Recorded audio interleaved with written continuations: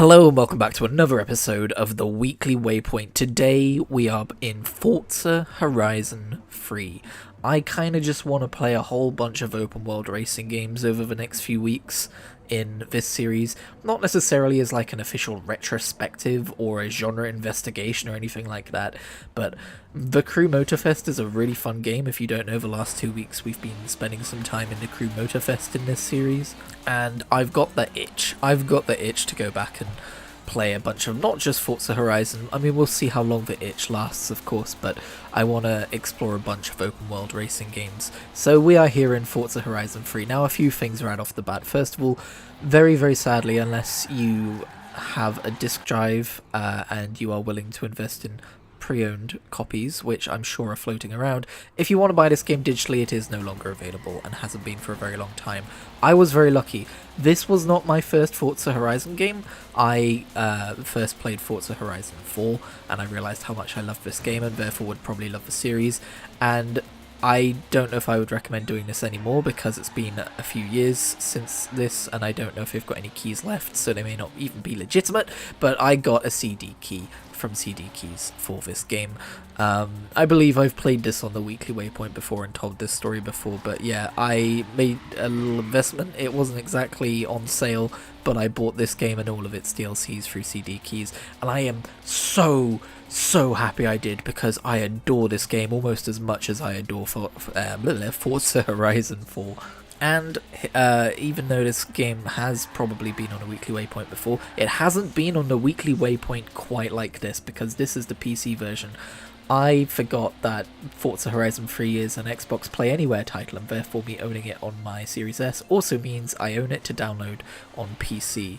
And I think this is probably one of the first titles I ever did this with, judging by the year that it came out. Because I did re-download this on my Series S and I did launch it and I went, oh god, this is 30 frames a second. In fact, I think it's probably a little bit less than 30 frames a second.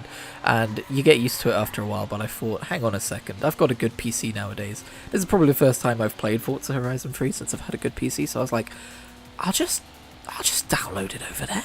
And what do you know, I can run it on, this is on Ultra, I can run it on Ultra at 60 frames a second off my external SSD, and it runs like a dream. So once again, I've got that cozy feeling of having a game I absolutely love installed on my external SSD where I don't necessarily have to worry too much about space, and I can just boot it up and play it whenever I like. And I may play a whole bunch of Forza Horizon 3 now because I realised there's still a whole bunch more I could do in this game. I thought I was pretty much done with it the way I'm pretty much done with Forza Horizon 4.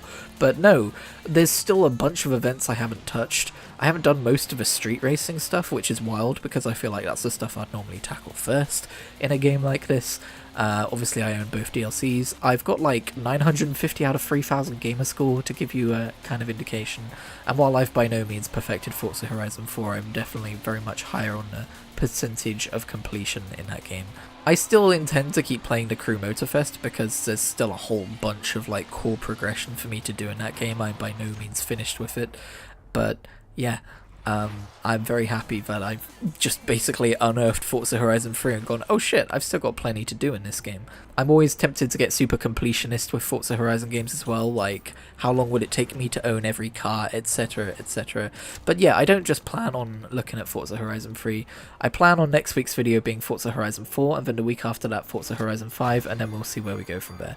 But yeah, I decided to do some B-class racing. I thought, what can I do to show you Forza Horizon 3 for the uninitiated? And I decided instead of jumping straight to like the hypercars, it might be fun to just kind of do some racing at, you know, get in a Toyota Supra and throw that around a few you know, parts of the city. That being said, stay tuned. At the end of this video, I do hop in my favourite fastest car, my Lamborghini Aventador, I believe, and I chuck it down the highway at the fastest speeds possible, and it's it's a lot of fun. It's probably the most satisfying racing footage I think I've recorded. You see me crash and cock up a lot during this racing, so yeah, just know that's... Am I going to be able to make it down the motorway in one piece? We'll see. I really do wish Microsoft would invest in a method to get Forza Horizon 3 and its predecessors back on sale digitally. Even if, like, I think online multiplayer is still up, but even if they were to take online multiplayer offline, I wish they would still go back and do that for these games, because they are just bloody fantastic games. Like, Forza Horizon 4 is one of the most played Game Pass titles. I think it still is, even with 5 out. Maybe it's swapped to 5 at this point. But whenever you look at like the top 10 Game Pass played titles, Forza Horizon is almost always up there. And it's for a very good reason. It has mass appeal, and I love that the different entries in the series go to the different places in the world. Like, this is Australia, 4 goes to England, 5 goes to Mexico. You know, it's such a fun way of exploring the world through the lens of cars. And I think it's such a damn shame that they eventually just go offline and aren't purchasable. People rightly made a very big stink around the Crew 1 being taken offline. And I suppose that is a bit different to this, because you can't even play the Crew 1 anymore. But like, this is the next step from it, of if you don't own a game already and you don't have access to a disk drive, or in, you know, the PC version of a game, which is clearly superior because it can run at 60 frames a second, and probably looks a bit nicer too. I'm sure they never made a physical version of a PC game, because you just don't do that for PC games, unless it's like the mid-2000s. And if you didn't buy it, you can't play it now. You can't get your hands on it, so it's a bummer. And you know, I don't know if it's a car licensing issue, a music licensing issue. I don't know how much it would cost for them to get it back online, playable on Game Pass and purchasable, but damn it, I want to play Forza Horizon 1 and 2. I doubt they're as good as the later games in the series, but if 3 has this much to offer, having already played 4, then yeah. Anyway, there's my Forza Horizon rant. Let's get on with the rest of the weekly waypoint. Sometimes I mix up my R's and W's, it happens like once a year, we got it on mic. So let's talk about video games first and foremost. What have I been playing this week? Well, I've kind of already mentioned Forza Horizon 3, I literally downloaded this last night, so not a whole lot of that. I've been playing a bunch more of the Crew Motorfest, as I mentioned. I'm very much like in the kind of weekly, like, oh, do the live events, get the rewards, weekly reset, new live events, new rewards, do it again. I'm very much in that phase, that bubble right now. As much as I've just gushed around Forza Horizon, I do honestly think the Crew Motorfest might be one of my favourite open world racing games ever made. It's fantastic, and it doesn't deserve nearly as much flack as it actually gets. Although I am jumping into the game a year after launch, so who knows how things were a year ago, when most of that flack was first thrown. The main MMO I've been playing this week is RuneScape. I started off with old school RuneScape, but this week I've mostly been transitioning back into just playing RuneScape free. I think I mentioned last week how put off I was by the fact that not being a premium member meant suddenly I was over capacity on bank space and I had to do a bunch of bank space management. I've done that now, and I've just comfortably and slowly eased back into the game. Still been booting up old school every now and again, but for the most part I've been playing RuneScape free. The fun thing about RuneScape is it's had so many updates over the years that there are so many just different corners of the game. There are so many different bits of content that I can be someone who's played the game for 16 years off and on, but, you know, thousands of hours kind of a player, and still not know how to do or have never touched major aspects of the game. This week, I dipped into clue scrolls for the first time. Clue scrolls are pretty fun, as it turns out. I always hated the idea of them, but it turns out that when you get used to them, or at least when you do the elite ones, they're pretty fun.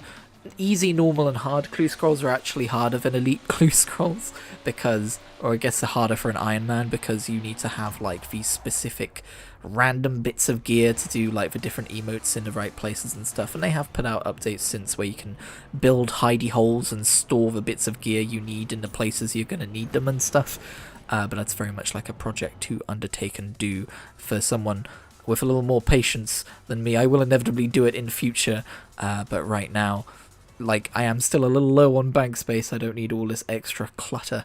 Thank you very much. But elite clues are pretty much all just like either, you know, go to this place and run around the city till you play hot or cold until you find a treasure, or like follow a compass to the treasure. And then sometimes you get puzzle boxes, which are really annoying to do, but there's this handy little overlay add-on thing you can download called Alt1, which Jagex have kind of unofficially approved, if that makes sense, so it's okay to use and it can kind of solve those for you, so you're not spent spending like half an hour on each puzzle, which is what I would be doing because I suck at sliding puzzles so bad. But yeah, other than that, I've just been using RuneScape as an avenue for listening to audiobooks, which I will talk more specifically about when we get to the reading section of the video. But it turns out agility, a skill I've always kind of disliked, is actually a really nice and fun skill when you're reading an audiobook. It's like the perfect amount of brain space to be able to like just be idly clicking. Like, you know how I was playing a game called Coloring Pixels a few weeks ago while listening to audiobooks? It's the same kind of thing of, oh, okay, I need to click here now I need to click here now I need to click here. If I was just doing that by itself, it would be really boring and mundane, but because I'm doing it while using most of my brain to listen to an audiobook, it's actually really satisfying and fun. Meanwhile, I find that things like woodcutting, mining, or archaeology are still just a tad too passive, even when I'm listening to an audiobook. I don't know, I mean, it's not too bad. I've clearly been doing it for years and finding some enjoyment in it, but yeah, I don't know. Depends on the pacing of the audiobook in question as well, I guess. I also did load up Starfield and its Shattered Space DLC. Starfield is another game I could be playing on PC, but I just tend to play on my Series S, which is probably kind of stupid because Series S has only just got performance mode, and the game looks noticeably softer when you're using performance mode, meaning it's a lower resolution, of course. Here's the thing though, I know Starfield is not the kind of game that would run well off of my external SSD, and when it comes to my internal storage, I don't have as much room, and I kind of want to keep Final Fantasy XIV installed because of how long it takes to install, even when I'm not playing it. So it kind of uses up a fair bulk, and as well, it's where I, save my video clips and stuff. So I don't know. I don't mind it too much on Series S. I think it still looks nice, and now it also runs pretty smoothly too.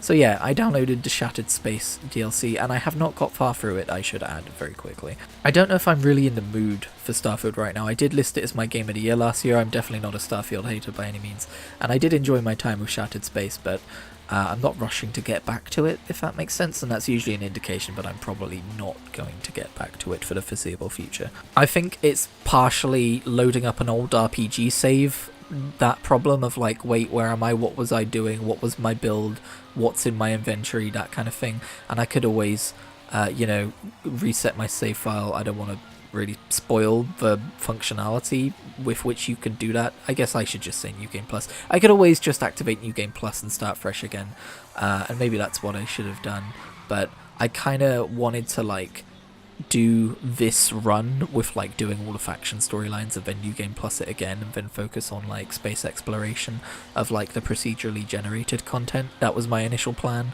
and so I decided to just go ahead and do the DLC on that save. It was actually pretty fortunate because the DLC starts at like level 35 and I was level 36. So while doing New Game Plus doesn't reset your level or anything, just like in terms of how far I'd gotten through Starfield, I was very fortunate that it just happened to be balanced to players of level 35, although those enemies do hit kind of hard. But yeah, in the opening mission you do explore a spaceship with weird things happening to it, and it was fun. It reminded me, I do enjoy Starfield, and I made it to Varun Kai and it looks very pretty. I've yet to really go out and explore Varun Kai, which they're kind of billing as like more handcrafted Bethesda style content in the vein of Skyrim and Fallout 4, although it will obviously be more DLC sized than full game sized. I swear, I've said this before, I swear the initial pitch for Shattered Space when you bought it or pre-ordered it as part of like the premium Game Pass bundle, their store description I swear said, oh, it opens up many new worlds for you to go and explore. So I swear they must have pivoted and changed direction. Either that or I'm just lying to myself and gaslighting myself, but I swear that's what the store page initially said, and I just find it funny that what we actually got was the exact opposite. Opposite? What did I just say? It's basically them going, oh, the entire DLC takes place on one planet, don't worry about it. Like, I keep thinking, like, there must be some small text where they're like, also we added some procedurally generated planets, but it doesn't seem to be the case, apart from maybe the solar system it takes place in has a few extra planets. I don't know if that solar system was there yet before. Either way though, just talking about it now does make me want to load it up again, so maybe I will play more Shattered Space this week. Now, in Book World, what have I been reading this week? You may have noticed that I put out a blurble reasoning for Fellowship of the Ring. That's right, we finished another book. On my Goodreads, I have a what's the word? They at the start of the year they let you make a reading list challenge for yourself or whatever it's called, and I basically said I want to read 10 books this year because in recent years I have read like 1 or 2 books a year. It's been pretty bad. Actually, probably more like 3 or 4 books a year, but before I started Wheel of Time, it was definitely like 1 to 2. I think there was 1 year where I don't think I read a single book. And by the way, if you're not a reader, that's fine. But like for me, for what I enjoy and for the amount of books I want to get through now, I view that as pretty not great for me. So I set myself a tentative goal of 10 books this year. I think halfway through the year I changed it to 5 and then I changed it back up again to 10. But anyway, Fellowship of the Ring was my 10th book of the year, and I'm very happy to say I've read it. If you would like to hear my full spoiler thoughts, if it can even be spoiled at this point, on Fellowship of the Ring, I do have that video on the channel for you to go and see. But to give spoiler-free thoughts, yeah, it was good. It definitely picked up around the second half of the book and was pretty slow for the first half. But when the Fellowship gets together, yeah, I would say that's when the book really starts getting good. I am now having a little break from Lord of the Rings purely because while you can buy Audible credits ahead of time, as far as my finances go, I'm trying to just stick to doing 1 a month. So I'm waiting on my next Audible credit to claim The Two Towers. But while I have Audible membership, Elantris by Brandon Sanderson, the first novel he ever published, or got published I guess I should say, is included for free with the service, so I am now reading through Elantris as my Audible book. My physical book is still The Mad Ship. I have not made too much progress on that because I have been distracted using that time that I use for physical books, which is usually when I'm about to go to sleep or before I go to sleep at night. I've been distracted by that Wheel of Time graphic novelization I should have mentioned last week. I should go check. Oh no, that was 6 days ago I discovered this. Okay, we should talk about a graphic novel adaptation of Wheel of Time. Did you know there's a graphic novel adaptation of Wheel of Time? Don't be too excited. It's only the prologue and the first book that's been fully complete, but also get a little bit excited because after, I think that was like 5 or 6 years ago, they finished adapting The Eye of the World. Over the last year or so, they've actually started back up with The Great Hunt, probably because of a TV show. So, I've never really picked up any fantasy novel, graphic novel adaptations. I said the novel twice there, that's fine. I've known of the Game of Thrones one for a while, and I do plan on picking that up. It's actually made by the same publishers. But for now, I decided to pick up the first half of The Eye of the World. Not the prequel novel, because A, I haven't read that yet, and I would rather read it first. Well, I say read like you don't read graphic novels, you know what I mean, in its original format. But B, because it seems like it's a less expansive adaptation. It seems like they did it in like 1 volume, unless I'm misreading that, whereas Eye of the World takes place over like 6 or 7 volumes, which I think is like 35 or 36 issues of comics. And I was very hesitant about this because if you want to buy them all, it's like 50 quid. So I've bought like the first half of the issues because they're not collected together digitally in volumes, and the paperback volumes of this don't appear to be available in the UK. They all seem to be shipped overseas from America and therefore cost a lot more than they should. So I've never outright digitally bought graphic novels, but I've started to on Kindle for Eye of the World. I've got the first 20 issues, I want to say, and I'm almost done with the first 20 issues. And I will later get the next 16 or whatever it is. I'm basically buying it in 2 main chunks. My thinking is it's an expensive adaptation to buy because if you think about it, the novel The Eye of the World is probably like 7 or 8 quid. Whereas the full graphic novel adaptation of all the issues of a comic is going to end up being around 50 quid. That's quite a lot of money when you expand that out to 14 books. However, my other thought is if they're just now adapting The Great Hunt, assuming they continue on with it, which is a big assumption based on the 5 to 6 year gap between the 2 books, my hope is that I can catch up to it and then just, I assume it releases monthly, just like subscribe to it and get it every month for like £1 or £2 a month or whatever it is, and then just have that slow burn of a Wheel of Time being adapted every month into graphic novel format in my life. That would be so cool. And then by the end of it, I don't feel like I've spent a lot of money because, you know, value versus time over. Yeah, it's weird, but you know what I mean. Whereas if all 14 books had been adapted, there would be no way I would be even looking at this, because I doubt I would be able to limit myself to one issue a month, if you know what I mean. But I will do a video about my full thoughts on the graphic novel adaptation of Eye of the World when I am done reading it. But to give you a little early impression, I'm really enjoying it. Of course, I intend to finish it. I do have some stuff to say about it that isn't all glowing, but it's been a really fun experience. It's been a really fun way to reread the books. You know, like, some people spend a lot of money on, like, new versions of the books or, like, limited edition versions of the books, so this is kind of like my way of doing that. Instead of just reading the books again, I get to experience them in a new format. Oh yeah, by the way, this is me tearing down the motorway. Enjoy. But yeah, last night I made the mistake of reading the blurb for Oathbringer, the third book in the Stormlight Archive series by Brandon Sanderson, because back in 2017, when I was first checking out Audible, I got The Way of Kings and Words of Radiance basically for free on my free trial. And while my initial plan was to wait until the Stormlight Archives was done, after reading the blurb for Oathbringer, I'm like, shit. I can't wait. I've gotta finish this series, or I've gotta get up to date with it. I'm trying to limit the amount of time I'm gonna spend rereading the series, because no doubt I will need to. If I were to, like, magically get caught up by December with the 5th book, I would then need, by the time the last book comes out, to reread the first 5, and that's gonna take a long time. That's gonna cut into the time I get to spend exploring new worlds and new stories. But here's the thing. I think I've realised it's fine, because when you reread a book, it is in itself its own experience. I wrote a whole blog post about this back in the day that Darren Shan did a whole thing about, saying it was cool. It's my own damn philosophy, and I've been working against it.